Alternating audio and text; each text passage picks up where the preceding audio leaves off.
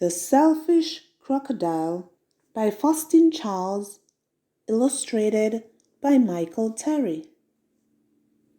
Deep in the forest, in the river, lived a large crocodile. He was a very selfish crocodile. He didn't want any other creature to drink or bathe in the river. He thought it was his river. Every day he shouted to the creatures of the forest, "Stay away from my river. It's my river. If you come in my river, I'll eat you all." So there were no fish, no tadpoles, no frogs, no crabs, no crayfish in the river. All were afraid of the selfish crocodile. The forest creatures kept away from the river as well.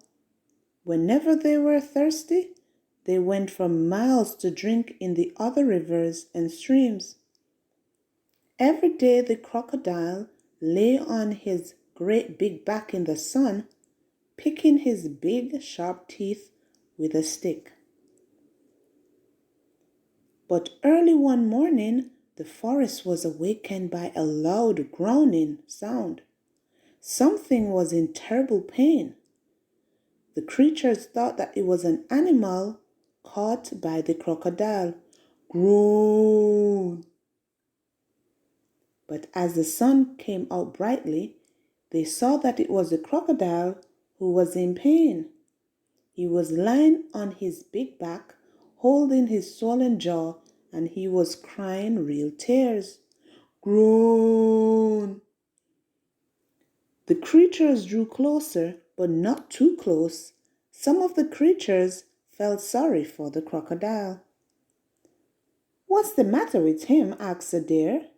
"I don't know," said a squirrel. "Maybe he's going to die," chirped a bird.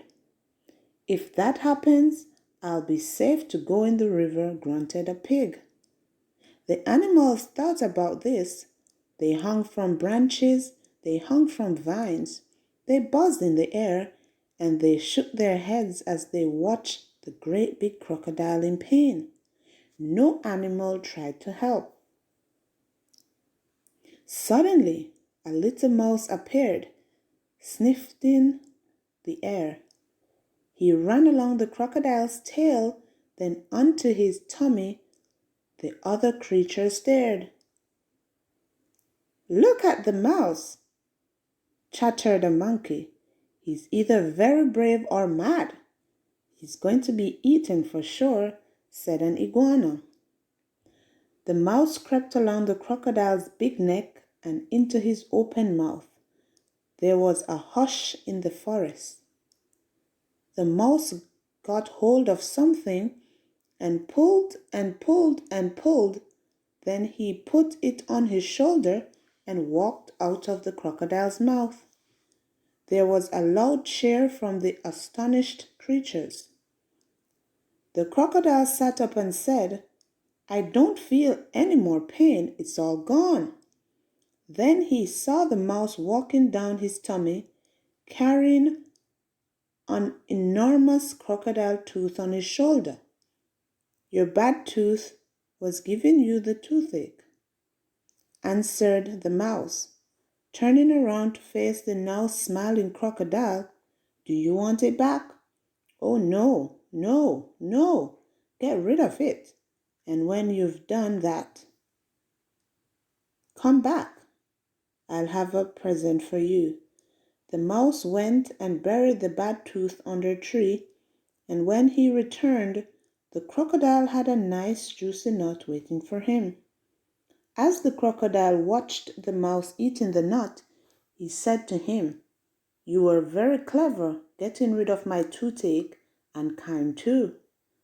I am so grateful, but what shall I do if my toothache comes back?"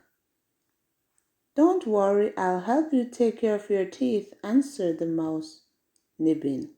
Soon the crocodile and the mouse were the best of friends. And one day the crocodile sent all the animals an invitation. "Please, Come to drink and bathe in the river. I won't hurt you. The river belongs to all of us, he said. The creatures weren't afraid to drink and bathe in the river anymore.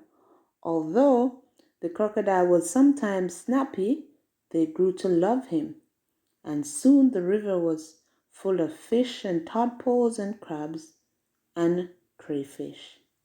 The end.